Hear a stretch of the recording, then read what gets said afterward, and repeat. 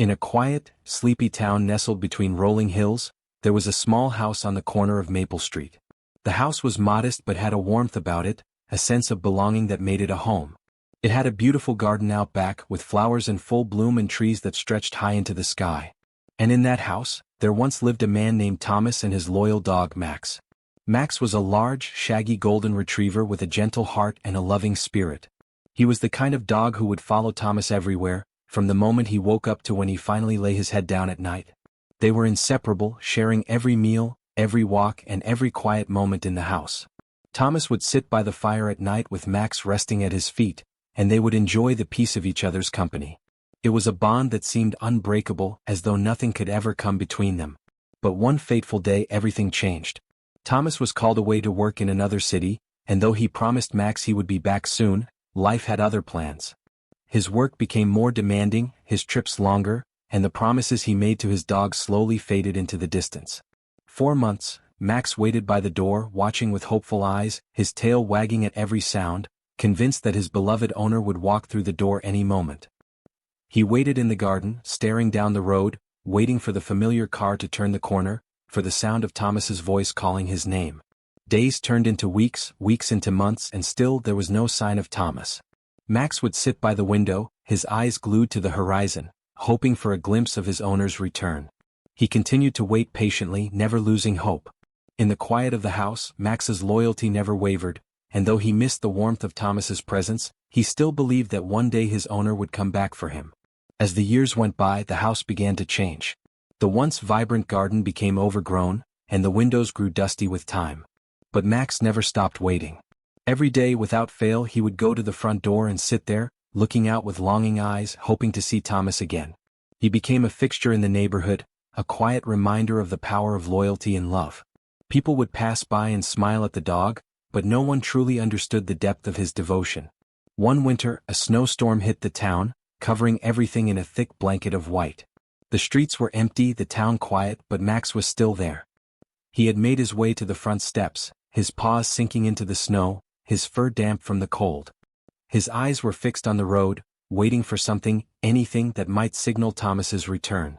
The snow continued to fall, blanketing the world in silence, but Max stayed there, unwavering, determined that he would not move until his owner came back.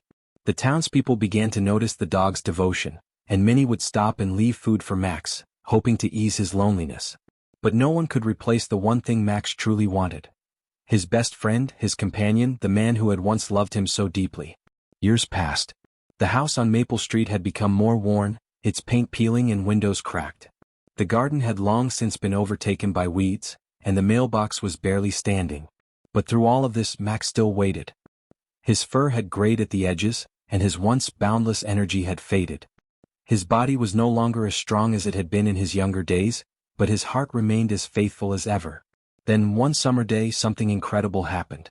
A car pulled up in front of the house on Maple Street, a car that Max recognized. His tail began to wag, slowly at first but then faster and faster.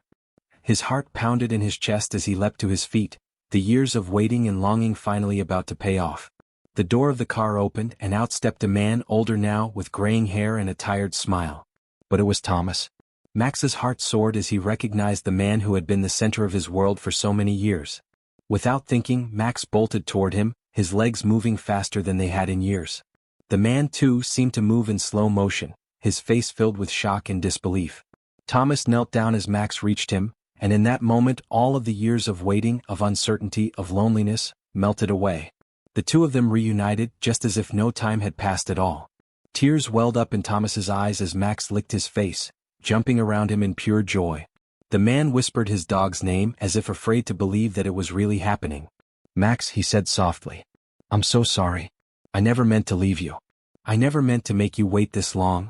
Max didn't understand the words, but he understood the love and remorse in his owner's voice. For Max, it didn't matter how much time had passed. It didn't matter that years had slipped by without a single word or sign from Thomas. All that mattered was that his owner had come back. The bond they had shared, the trust and love that had never wavered, was still as strong as ever.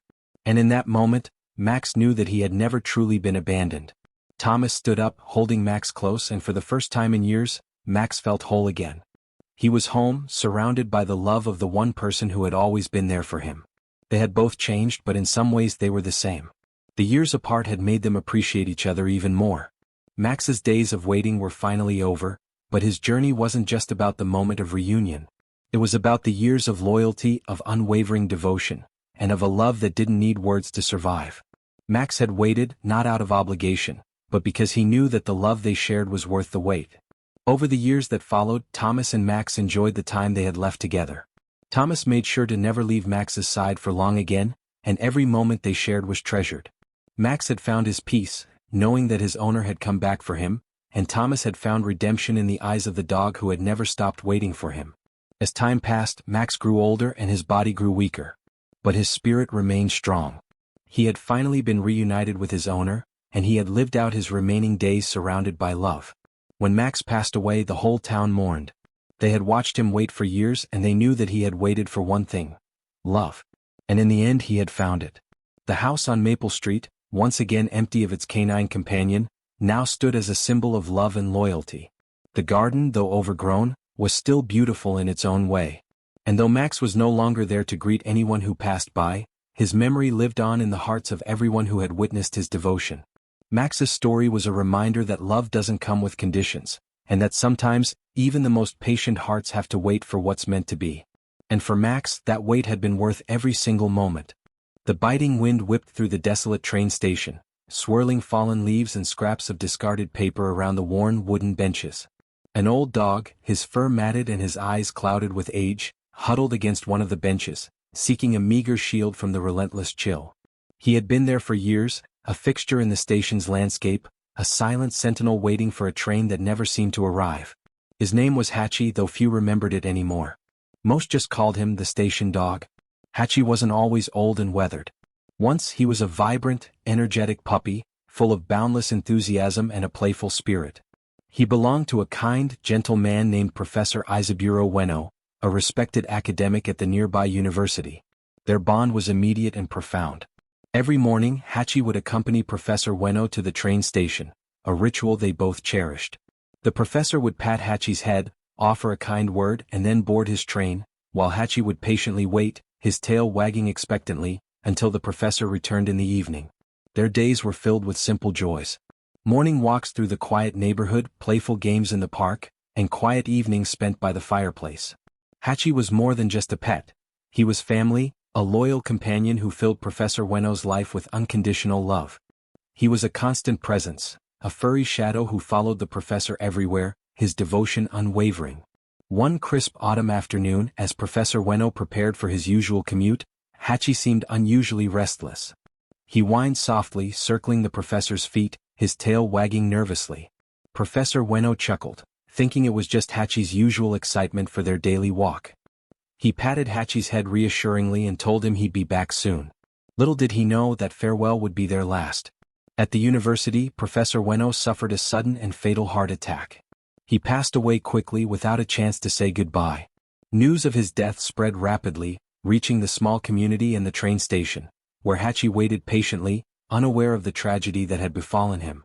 The evening train arrived, but Professor Ueno wasn't on it. Hatchie, confused and a little anxious, scanned the disembarking passengers, his ears perked, his tail still wagging, though with slightly less enthusiasm. He waited and waited until the last passenger had left the platform and the station lights began to dim. Still he didn't move. He stayed there, his eyes fixed on the entrance where his beloved professor always appeared. Days turned into weeks and weeks into months. Hatchie continued his vigil at the train station. He became a familiar sight to commuters, a silent reminder of loyalty and devotion. Some people pitied him, offering him food and water. Others simply ignored him, rushing past on their way to and from work. But Hatchie remained steadfast, his faith in his master's return unwavering. The seasons changed year after year. The cherry blossoms bloomed and fell, the summer heat gave way to the crisp autumn air, and the winter snow blanketed the station in a thick layer of white. Through it all, Hatchie waited. He grew old, his once vibrant fur turning gray and matted, his gait slowing with age. But his eyes, though clouded with time, still held a spark of hope, a flicker of recognition that never quite faded. The story of the dog who waited became a local legend. People from neighboring towns came to the station just to see Hatchie, to witness his unwavering devotion. He became a symbol of loyalty, a testament to the enduring bond between humans and animals. Children would bring him treats, and adults would stop to pat his head, whispering words of comfort and admiration. Despite the kindness of strangers, Hachi remained a solitary figure. He never formed a close bond with anyone else. His heart belonged to Professor Ueno, and he refused to give up hope that his master would one day return. He remembered the professor's gentle touch, the sound of his voice, the warmth of his smile. These memories were his sustenance, the fuel that kept his vigil alive. One cold winter evening, as the snow fell softly around him, Hachi lay curled up on his usual spot near the station entrance. He was very old now, his body frail and weak. He closed his eyes, and in his dreams he saw Professor Ueno walking towards him, a warm smile on his face. He heard his master's voice calling his name, a gentle, loving call that he had longed to hear for so many years. With a final, contented sigh, Hachi passed away peacefully in his sleep. He died waiting, faithful to the very end. His body was found the next morning, covered in a blanket of snow. The news of his passing spread quickly, and the entire community mourned the loss of their beloved station dog. A small memorial was erected at the train station, a statue of Hachi, forever frozen in his pose of unwavering loyalty. It became a place of pilgrimage where people came to pay their respects to the dog who waited. His story continued to inspire, a reminder of the power of love, loyalty, and the enduring bond between humans and their animal companions. Years passed, and the story of Hachi continued to be told, passed down through generations. He became a legend, a symbol of unwavering devotion. His statue remained at the station, a silent testament to his faithfulness. And though he was gone, his spirit lived on, a reminder that love, even in the face of death, never truly fades away.